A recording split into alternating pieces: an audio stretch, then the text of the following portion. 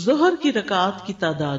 دیکھیے اب تک آپ یہ نمازیں پڑھتے آ رہے ہیں لیکن آپ کو یہ نہیں پتا کہ یہ کوئی کام کرتے کیوں ہے, کہاں لکھا ہوا ہے, کیا کہا گیا ہے اس کے بارے میں. 4 فرض. انس رضی اللہ عنہ سے روایت ہے, انہوں نے کہا میں نے نبی صلی اللہ علیہ وسلم کے ساتھ مدینہ میں ظہر کی 4 رکعات ادا کی اور ذوالحلیفہ میں 2 رکعات ادا کی. مدینہ میں 4 اور ذوالحلیفہ میں 2. وہ کیوں؟ قصر تھی. میں نے سوچا شاید آپ یہ سوچ رہے ہوں کہ کسی شہر میں کم اور کسی میں زیادہ. فرض سے پہلے 4 سنتیں. حضرت عائشہ سے روایت ہے نبی صلی اللہ علیہ وسلم ظہر سے پہلے 4 سنتیں اور نماز فجر سے پہلے 2 سنتیں کبھی نہیں چھوڑتے تھے. زوال کے بعد یہ رکعات پڑھنے کی اہمیت, یعنی فوراً بعد. عبداللہ بن صائب رضی اللہ عنہ سے مروی ہے کہ نبی صلی اللہ علیہ وسلم زوال کے بعد ظہر کی نماز سے پہلے 4 رکعتیں پڑھتے تھے اور فرماتے تھے کہ اس وقت آسمان کے دروازے کھول دیے جاتے ہیں, اس لیے میں چاہتا ہوں کہ اس وقت کوئی نیک عمل آگے بھیجوں. تو نماز سے زیادہ کیا نیک عمل ہو سکتا ہے؟ پھر آسمان کے دروازے کھلتے ہیں اس وقت, دعائیں قبول ہوتی ہیں اس وقت. سحری میں نماز پڑھنے کے برابر عمل ہے. جو شخص رات کو نہ جاگ سکتا ہو تو وہ دن کے نوافل پڑھ لے. ابو صالح مرفوعاً اور مرسلاً دونوں طرح بیان کرتے ہیں کہ رسول اللہ صلی اللہ علیہ وسلم نے فرمایا نماز ظہر سے قبل 4 سنتیں سحری کے وقت کی نماز کے برابر ہو جاتی ہیں. یعنی ظہر سے پہلے کی 4 سنتیں آپ یوں سمجھیں کہ تہجد ہیں آپ کی, اتنا اجر ہے ان کے پڑھنے کا. اگر ہم رات کو نہیں پڑھ سکتے تو دن کو تو پڑھنے کا اہتمام کریں نا. جنت میں محل بننا. نبی صلی اللہ علیہ وسلم نے فرمایا جس نے نماز چاشت کی 4 رکعات اور ظہر سے پہلے 4 رکعات پڑھی اس کے لیے جنت میں گھر بنایا جائے گا. چاشت کی 4 اور ظہر سے پہلے 4. پھر ہے فرض کے بعد 4 رکعات پڑھنے کا جواز اور اس کی فضیلت. یعنی ظہر کی سنتیں ہو گئی فرضوں سے پہلے, پھر فرض پڑھے, فرض کے بعد کیا پڑھیں گے؟ 4 اور رکعتیں. نبی صلی اللہ علیہ وسلم نے فرمایا جس نے نماز چاشت کی 4 رکعات اور ظہر سے پہلے 4 رکعات پڑھی اس کے لیے جنت میں گھر بنایا جائے گا. ام حبیبہ کہتی ہیں کہ رسول اللہ صلی اللہ علیہ وسلم نے فرمایا جو شخص ظہر سے پہلے 4 رکعات اور اس کے بعد کی 4 رکعات کی پابندی کرے گا وہ آگ پر حرام کر دیا جائے گا. ظہر کے بعد کیا پڑھتے ہیں عام طور پر لوگ؟ 2 سنتیں مؤکدہ پڑھتے ہیں اور 2 نفل پڑھتے ہیں. بیسیکلی نفل یا سنت ایک ہی چیز ہے. اس حدیث میں ظہر سے پہلے بھی 4 رکعات کا ذکر ہے اور اس کے بعد بھی. ٹھیک ہے, اور بچپن سے یہ پڑھتے آ رہے نا 12 رکعتیں ظہر کی. ٹھیک ہے نا.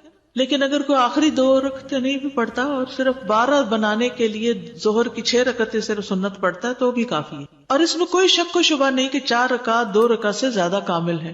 یعنی اگرچہ اجازت ہے 2 پڑھنے کی بھی لیکن 4 بہتر ہے. اگر انسان ظہر کے بعد 4 رکعت ادا کرے تو یہ زیادہ افضل ہے. ظہر کے بعد اگر وہ ظہر کے بعد کی 2 رکعت اور ظہر سے پہلے کی 4 رکعت کی حفاظت کرے تو اس طرح وہ سنت مؤکدہ کو ادا کرنے والا ہوگا.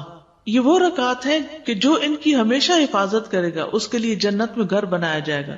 اسی میں یہ بھی ہے کہ جو آدمی ظہر سے پہلے 4 رکعت اور بعد میں 4 رکعت پر دوام کرے گا اس پر آگ حرام کر دی جائے گی. بس یہ حدیث ظہر سے پہلے کی 4 رکعت اور اس کے بعد کی 4 رکعت پر فضیلت کرتی ہے. کون سی حدیث ہے؟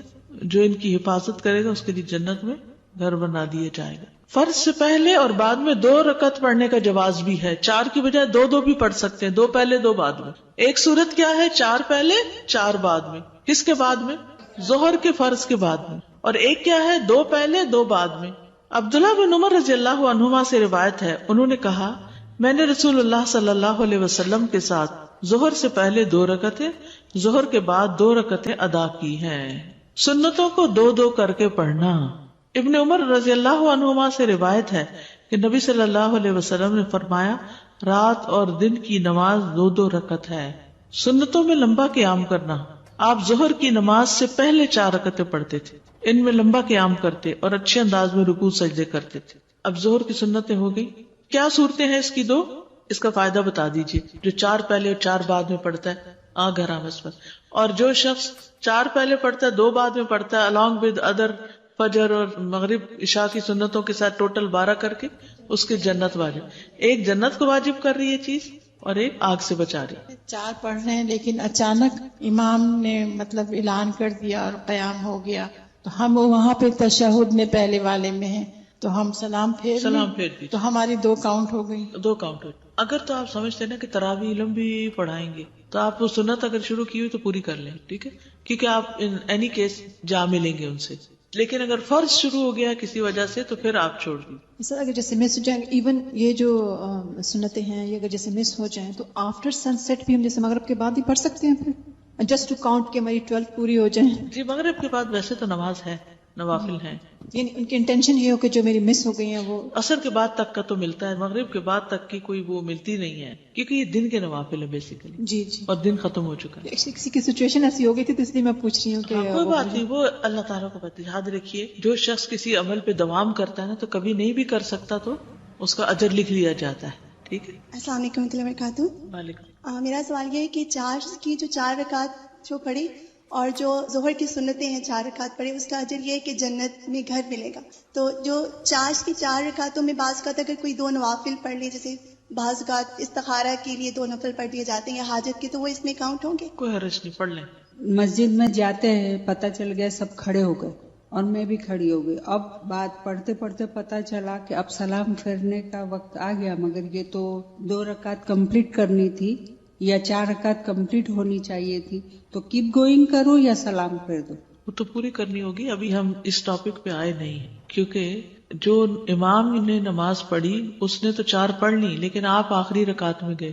ہاں جی. تو آپ کو اپنی 3 پوری کرنی ہوگی کھڑے ہو کے. تو کیپ گوئنگ کروں کہ سلام پھیرے بعد واپس سلام پھیرنے سے پہلے کھڑی ہو جائیں. ابھی وہ 4 سنت بعد والے جو کہا کہ اگر عادت ہے ہماری 2 ہی پڑھنے کی تو پھر وہ 2 بھی پڑھ لوں یا صرف 4 پڑھ کے کافی ہو جائے؟ 2 مؤکدہ ہیں اور جو باقی 2 ہیں وہ غیر مؤکدہ ہیں. تو 12 جو بنے گی نا وہ ان 2 مؤکدہ کے ساتھ مل کے بنے. ٹھیک ہے. 4 پڑھ کے پھر 2 پڑھ لوں؟ 4 پڑھ کے ظہر سے پہلے 2 پڑھ لی ظہر کے بعد ہو گئی آپ کی. ٹھیک ہے. 2 پڑھنے کی ہمیں عادت ہے، ظہر کے بعد 2 پڑھنے کی عادت ہے تو 4 ہی پڑھیں بس. اگر آپ نے 4 پڑھنی ہے تو 2 کر کے 4 کریں گے. استاذہ ابھی آپ نے فرمایا ظہر میں فرض میں 2 سنت اور 2 بعد میں، یہ بھی دوسری صورت ہوتی ہے؟ ایسا بھی کر سکتے. السلام علیکم استاذہ جی، میرا سوال یہ ہے کہ 4 فرض سے پہلے ہم جو 4 سنتیں پڑھتے ہیں وہ 2 کر کے پڑھنی چاہیے یا ایک ساتھ 4 پڑھنی چاہیے؟ دونوں طرح پڑھ سکتے. بہتر 2 کر کے پڑھنا ہے لیکن اگر کٹھی بھی 4 پڑھی تو کوئی حرج نہیں. عصر کی رکعات کی تعداد. عصر کی نماز 4 فرض. صائب بن یزید سے مروی ہے، وہ کہتے ہیں کہ ظہر اور عصر کی نماز 2 رکعت فرض کی گئی تھی تو صحابہ ظہر کے بعد 2 رکعت اور عصر کے بعد 2 رکعت ادا کرتے تھے. جب ظہر اور عصر کی نماز 2 رکعت تھی نا تو صحابہ کیا کرتے تھے؟ ظہر کے بعد بھی 2 رکعت پڑھتے تھے اور عصر کے بعد بھی 2 رکعتیں پڑھا کرتے تھے. اتنی بات سمجھ آ گئی؟ اوکے. پھر ان پر ظہر کی 4 رکعت اور عصر کی 4 رکعت فرض کر دی گئی. یہ پیچھے بھی گزر چکی ہے نا بات. جب ان پر 4 رکعتیں فرض کر دی گئی تو انہوں نے 2 نفل رکعتیں پڑھنی چھوڑ دی. عصر کے بعد کے 2 نفل چھوڑ دیے. فرض سے پہلے 4 رکعت کی فضیلت. فرض سے پہلے 4 رکعت کی فضیلت. یہ کون سے فرض ہیں؟ عصر کے. ابن عمر سے مروی ہے، انہوں نے کہا کہ رسول اللہ صلی اللہ علیہ وسلم نے فرمایا اللہ اس شخص پر رحم فرمائے جو عصر سے پہلے 4 رکعتیں پڑھے. عصر سے پہلے 4 رکعتیں پڑھنے والے کے لیے کیا ہے؟ اللہ کی رحمت. عصر کے بعد چھوٹی ہوئی نماز پڑھنے کا جواز. کون سی نماز چھوٹی ہوئی؟ جو ظہر کی چھوٹ گئی تھی آپ کی. ٹھیک ہے. یہ بڑی دلچسپ حدیث ہے. قریب مولا ابن عباس سے مروی ہے کہ عبداللہ بن عباس رضی اللہ عنہما عبد الرحمن بن اظہر اور مسور بن مخرمہ نے انہیں نبی صلی اللہ علیہ وسلم کی زوجہ حضرت عائشہ کی خدمت میں بھیجا. قریب جو ہے یہ ابن عباس کے آزاد کردہ غلام ہے. ٹھیک ہے. تو عبداللہ بن عباس، عبد الرحمن بن اظہر اور مسور بن مخرمہ نے 3 لوگوں نے مل کے ابن عباس کے غلام قریب کو کہاں بھیجا؟ نبی صلی اللہ علیہ وسلم کی زوجہ حضرت عائشہ کی خدمت میں بھیجا اور کہا کہ انہیں ہم سب کی طرف سے سلام کہنا. اب ادب سیکھیے. جب ہم کسی کو میسج بھیجتے ہیں نا، جاؤ میری طرف سے یہ کہہ دو، کہ جا کے انہیں پہلے سلام کرنا، ہمارا سلام دینا. اس سے بھی پتہ چلتا ہے کہ سلام بھجوایا جا سکتا ہے. اور ان سے عصر کے بعد 2 رکعتوں کا مسئلہ پوچھنا اور کہنا کہ ہمیں معلوم ہوا ہے کہ آپ یہ رکعتیں پڑھتی ہیں، جبکہ ہمیں یہ بات پہنچی ہے کہ رسول اللہ صلی اللہ علیہ وسلم نے ان سے منع فرمایا کہ عصر کے بعد اب 2 رکعتیں نہیں ہیں، آپ کیوں پڑھتی ہیں یہ؟ چنانچہ میں، یعنی قریب کہتے ہیں، ان کی خدمت میں حاضر ہوا اور وہ سب بات پہنچائی جو انہوں نے مجھ سے کہی تھی. تو عائشہ رضی اللہ عنہا نے کہا کہ جاؤ ام سلمہ سے معلوم کرو. خود جواب نہیں دیا. کیا کہا؟ ام سلمہ سے معلوم کرو. میں ان حضرات کے پاس واپس آیا. انہوں نے بھیجا تھا کس کے پاس؟ حضرت. یہ خود سے نہیں آگے چل پڑے، واپس گئے اور ان کا جواب بتایا. تو انہوں نے مجھے ام سلمہ کی خدمت میں بھیج دیا رضی اللہ تعالی عنہ، اس بات کے ساتھ جو انہوں نے مجھے حضرت عائشہ رضی اللہ عنہا سے پوچھنے کے متعلق کہی تھی. ام سلمہ نے جواب دیا کہ میں نے اللہ کے رسول کو سنا تھا کہ آپ عصر کے بعد نماز سے منع فرماتے تھے، لیکن میں نے آپ کو 2 رکعتیں پڑھتے ہوئے پایا. ایک دن آپ عصر کی نماز پڑھا کر تشریف لائے اور میرے ہاں انصار کے قبیلہ بنی حرام کی کچھ عورتیں بیٹھی تھی. آپ نے یہ رکعتیں پڑھی تو میں نے خادمہ کو آپ کے پاس بھیجا. میں نے اس سے کہا کہ جا کر آپ کے پاس کھڑی ہو جانا اور کہنا کہ ام سلمہ پوچھتی ہیں کہ اللہ کے رسول، میں نے آپ کو سنا ہے کہ آپ ان سے منع فرماتے ہیں اور میں آپ کو دیکھتی ہوں کہ آپ انہیں پڑھ رہے ہیں. وہ خود کیوں نہیں گئی پوچھنے؟ کیونکہ ان کے پاس خواتین بیٹھی تھی. ڈیلیگیٹ کر دیا انہوں نے کہا. یعنی اگر آپ کے پاس مہمان بیٹھے ہوں تو آپ کسی بچے کو یا کسی اور کو کوئی کام دے کے بھیج دیں، نہ کہ ہر چیز پہ خود ہی اٹھ جائیں. یہ بھی ایک ادب ہے. بعض لوگ تو اپنے بچے پکڑا کے خود نکل جاتے ہیں. اگر آپ اپنے ہاتھ سے اشارہ فرما دیں تو ان سے ذرا دور ہو جانا. خادمہ کو یہ بھی سمجھایا کہ اگر آپ منع کریں تو دور ہو جانا. چنانچہ خادمہ نے ایسے ہی کیا، یعنی وہ جا کے کھڑی ہوئی. پوچھا، آپ نے اپنے ہاتھ سے اشارہ کیا تو پیچھے ہٹ گئی.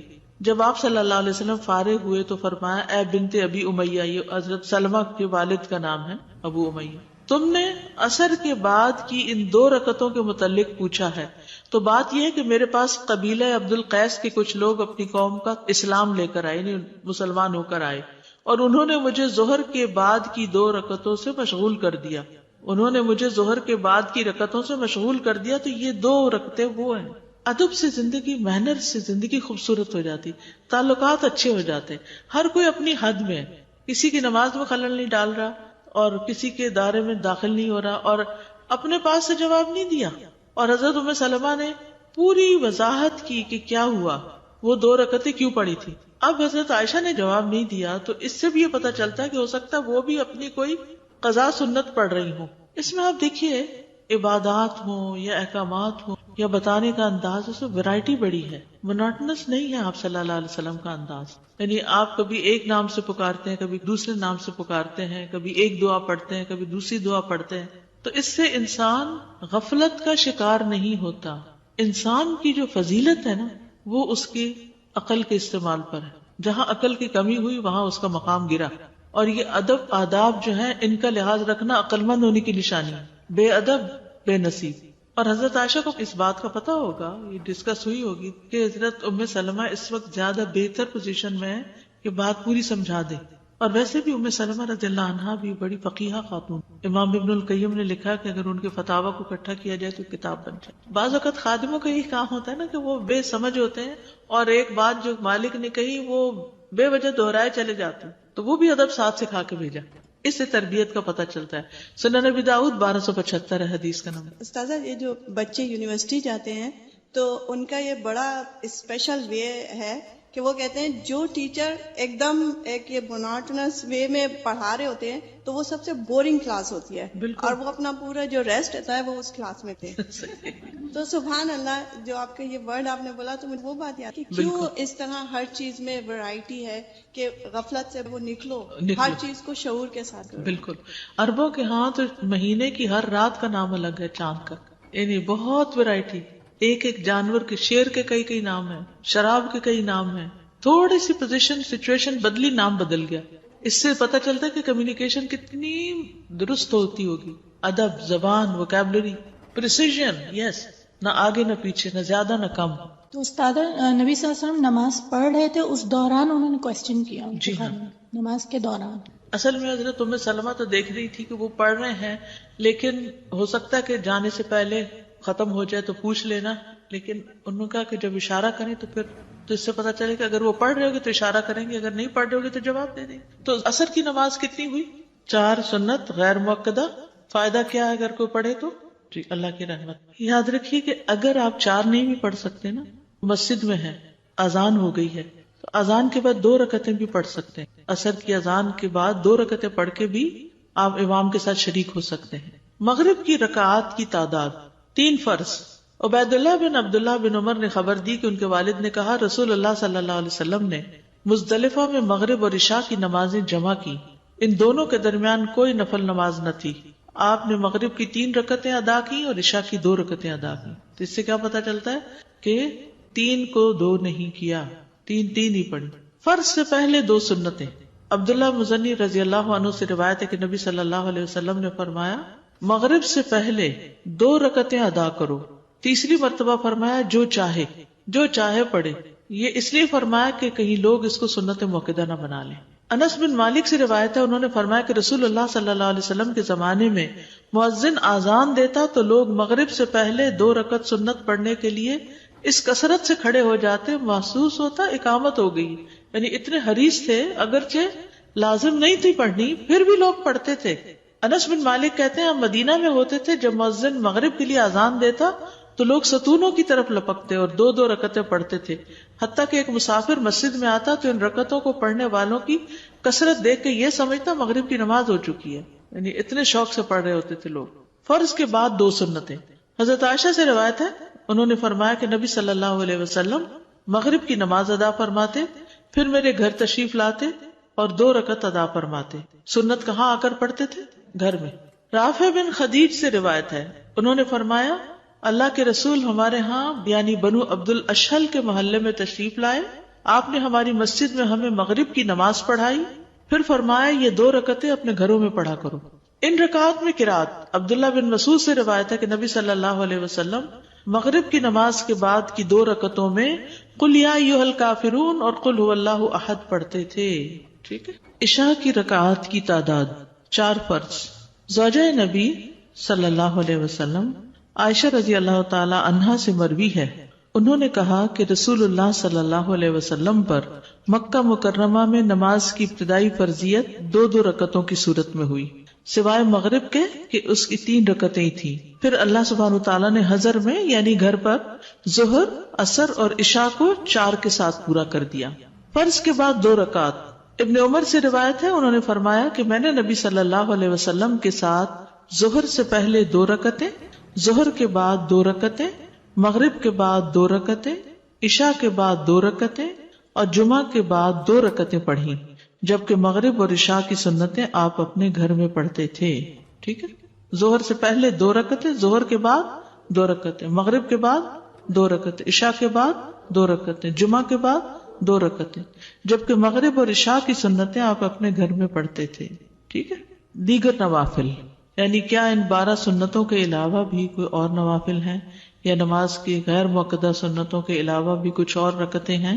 عاصم بن زمرہ السلولی سے روایت ہے، انہوں نے فرمایا کہ ہم نے علی رضی اللہ عنہ سے رسول اللہ صلی اللہ علیہ وسلم کے دن کی نفلی نماز دریافت کی کہ دن میں آپ کون سے نفل پڑھتے تھے. انہوں نے فرمایا تم ان کی طاقت نہیں رکھتے، تم اتنے نوافل نہیں پڑھ سکتے. ویسے حیرت ہوتی ہے نا کہ نبی صلی اللہ علیہ وسلم اتنی ذمہ داریوں کے ساتھ اتنے نوافل بھی پڑھ لیا کرتے تھے. اللہ ہمیں بھی توفیق دے دے.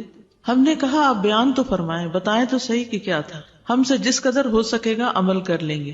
علی رضی اللہ عنہ نے فرمایا رسول اللہ صلی اللہ علیہ وسلم جب فجر کی نماز پڑھ لیتے تو ٹھہر جاتے، حتیٰ کہ جب سورج ادھر سے یعنی مشرق کی طرف اتنا بلند ہو جاتا جتنا عصر کے وقت ادھر سے یعنی مغرب کی طرف اونچا ہوتا ہے تو آپ اٹھ کر 2 رکعتیں ادا کرتے. یعنی جب سورج کی زردی ختم ہو جاتی طلوع کے بعد تو اس وقت آپ 2 رکعتیں ادا کرتے اشراق کی. اس کے بعد توقف فرماتے، ٹھہر جاتے، حتیٰ کہ جب سورج اس طرف یعنی مشرق کی طرف اتنا بلند ہو جاتا جتنا ظہر کے وقت یعنی ڈھلنے کے بعد یعنی مغرب کی طرف ہوتا تو اٹھ کر 4 رکعتیں پڑھتے. پھر جب سورج ڈھل جاتا تو ظہر کے فرضوں سے پہلے 4 رکعتیں اور ظہر کے بعد 2 رکعتیں پڑھتے اور عصر سے پہلے 4 رکعتیں پڑھتے اور 2 رکعتوں کے درمیان مقرب فرشتوں، نبیوں اور ان کی پیروی کرنے والے مسلمانوں اور مومنوں کے لیے سلامتی کی دعا کا فاصلہ کرتے، تشہد پڑھتے. اس میں آتا ہے نا السلام علینا وعلی عباد اللہ الصالحین. اس کے بعد علی رضی اللہ عنہ نے فرمایا یہ 16 رکعتیں ہوئی جو رسول اللہ صلی اللہ علیہ وسلم کے دن کے وقت کی نفلی نماز تھی. اس پر پابندی سے عمل کرنے والے لوگ بہت کم ہیں. اس میں مزید جو چاشت اور اس کے نفل ہیں نا اشراق کے وہ شامل کیے گئے. حضرت عائشہ رضی اللہ تعالی عنہا سے روایت ہے کہ انہوں نے فرمایا کہ نبی صلی اللہ علیہ وسلم جب وضو کرتے تھے تو 2 رکعت نماز ادا کرتے تھے. تو یہ کون سی نماز ہے؟ تحیۃ الوضو. پھر نماز کے لیے مسجد کی طرف نکل جاتے. ہر اذان اور اقامت کے درمیان نماز ہے، یعنی یہ بس ایک اصول یاد رکھیے، اذان اور اقامت کے بیچ میں نماز ہے۔ عبداللہ بن مغفل سے روایت ہے، انہوں نے کہا کہ اللہ کے نبی نے 3 بار فرمایا ہر 2 اذانوں کے درمیان نماز ہے، تیسری بار فرمایا جو کوئی چاہے پڑھ لے، یعنی مؤکدہ نہیں ہے، ٹھیک ہے۔ عبداللہ بن زبیر رضی اللہ عنہ سے مرفوع مروی ہے کہ نہیں ہے کوئی فرض نماز مگر اس سے پہلے کم از کم 2 رکعت نفلی نماز ہے۔ علی رضی اللہ عنہ سے روایت ہے، انہوں نے فرمایا کہ نبی صلی اللہ علیہ وسلم اقامت کے وقت 2 رکعت نماز پڑھتے تھے، مغرب اور عشاء کے درمیان نوافل ادا کرنا، مغرب اور عشاء کے درمیان۔ انس رضی اللہ عنہ نے اللہ عز و جل کے اس فرمان کانوا قلیلا من اللیل ما یہجعون، یہ لوگ رات میں بہت کم سوتے تھے، اس کی تفسیر میں فرمایا کہ صحابہ مغرب اور عشاء کے درمیان نماز پڑھا کرتے تھے، مغرب اور عشاء کے درمیان نوافل۔ بعض لوگ ان کو اوابین کا نام دیتے ہیں، حالانکہ اوابین چاشت کی نماز کے لیے آتا ہے، یہ نوافل بہرحال ہیں، یعنی ان کی دلیل پائی جاتی ہے۔ اور یحییٰ کی روایت میں یہ اضافہ ہے کہ آیت کریمہ تتجافی جنوبہم سے بھی یہی مراد ہے، یعنی مغرب اور عشاء کے بیچ میں سوتے نہیں تھے، آرام نہیں کرتے تھے، بلکہ نوافل پڑھا کرتے تھے۔ اب دیکھیے کتنی ہمت تھی ان کی، سارا دن کام کے بعد جب لوٹے تو گھر پہنچ کے یعنی مغرب پڑھ کے آئے، گھر پا کے پھر نماز شروع کر دی، پھر عشاء پڑھنے چلے گئے، کیونکہ لِكُلٍّ وِجْهَةٌ هُوَ مُوَلِّيهَا، ہر ایک کے لیے ایک سینٹر آف لائف ہوتا ہے، اسی کی طرف پلٹ پلٹ کے جاتا ہے۔ تو صحابہ سب سے بڑھ کر عبادت گزار لوگ تھے، اسی لیے آتا ہے نا قرآن مجید میں تَرَاهُمْ رُكَّعًا سُجَّدًا يَبْتَغُونَ فَضْلًا مِّنَ اللَّهِ وَرِضْوَانًا سِيمَاهُمْ فِي وُجُوهِهِمْ مِنْ أَثَرِ السُّجُودِ۔ تو یہ جو قرآن میں آیت آتی ہے، احادیث اس کی عملی تفسیر ہے۔ ہماری زندگی میں سب سے کم امپورٹنس اگر کسی چیز کو ہے، اوورآل اجتماعی طور پہ بات کریں وہ نماز ہے۔ بے دھڑک شادیوں میں گئے ہیں، نماز کی پرواہ نہیں، فوتگی میں گئے ہیں، نماز کی پرواہ نہیں، سفر میں ہیں، نماز کی پرواہ نہیں، لیسٹ بادریشن ہے نماز کے بارے میں، بس ٹھیک ہے پڑھ لی تو پڑھ لی، نہیں تو کوئی بات نہیں، جب جی چاہا قضا کرے، سوتے پڑے رہ گئے کوئی بات نہیں۔ تو اس سے پھر ہمیں پتہ چلتا ہے کہ ہمارے اندر سینس آف رسپانسبلٹی کتنی ہے۔ انسان کی کامیابی اس وقت تک ہو نہیں سکتی جب تک کہ وہ غفلت سے نہیں نکلتا۔ فویل للمصلین الذین هم عن صلاتهم ساہون، اور خصوصاً نماز کے بارے میں غفلت جب تک نہیں چھوڑتے۔ اور ایک حقیقت ہے کہ جو نماز کے بارے میں فکر مند ہوتا ہے نا، وہ اپنے باقی فرائض کے بارے میں بھی فکر مند ہوتا ہے، کیونکہ یہ فکر مندی اس کی عادت بن جاتی ہے کہ مجھے اپنی ذمہ داریاں پوری کرنی ہے، اپنی رسپانسبلٹیز نبھانی ہے۔ اللہ سبحانہ وتعالیٰ نے ہم پر کوئی ایسی چیز لازم نہیں کی کہ جو ہمارے بس میں نہ ہو۔ لا یکلف اللہ نفسا الا وسعها۔ ہم فارغ ہوتے ہیں تو کیا کہتے ہیں؟ بور ہو رہے ہیں، کچھ سمجھ ہی نہیں آتا کیا کریں، کوئی کرنے کا کام ہی نہیں ہے۔ خاص طور پر اگر کہیں سفر پہ گئے ہیں یا کسی ایسی جگہ پر ہیں جہاں ہم اپنی روٹین سے الگ ہیں۔ کچھ لوگ ہوتا ہے نا کہ وہ روٹین کے اندر بندھے بھی ہوتے ہیں، اس کے ساتھ چلتے رہتے ہیں، جو روٹین کھلی پھر اس کو سمجھ نہیں آ رہا اب کیا کریں خود۔ لیکن نماز کی طرف تو دھیان ہی نہیں جاتا کہ چلے نوافل ہی ادا کر لیتے ہیں، دن کے نوافل بھی ہیں، رات کے بھی ہیں۔ ہمارے کلچر میں نماز کم ہے، فرض کی ادائیگی ہی کم ہے، نوافل تو دور کی بات ہے۔ وہ اسلام ہماری زندگیوں میں داخل نہیں ہوئی نا، ادخلوا فی السلم کافہ والی بات نہیں۔